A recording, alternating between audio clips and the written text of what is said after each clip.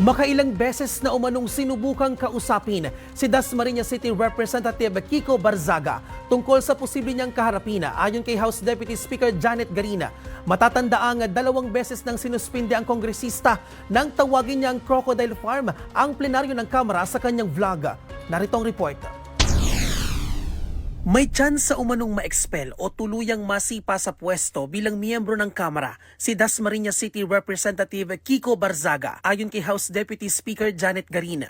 Kasunod yan ang mga patutsada ni Barzaga sa kanyang social media tungkol sa Kamara. Matatandaang makailang beses niyang tinawag na Crocodile Farm ang plenaryo ng Kamara sa kanyang vlog. Dahil dito, 2 beses na siyang sinuspinde ng 60 araw.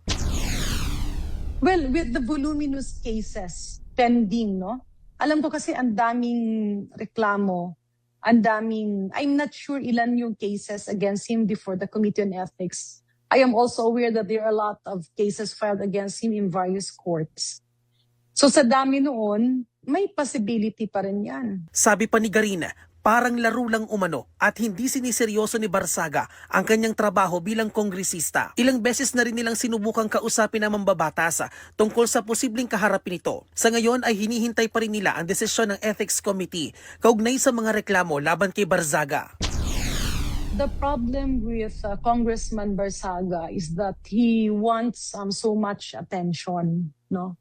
And syempre, yun ngang trend sa Facebook, yung padamihan ng followers, yung mga ganitong interaction. Because we have tried several times to convince him na mag-participate sa mga discussions sa batas, mag-participate sa committee hearings. I'm not even sure if he has attended committee hearings.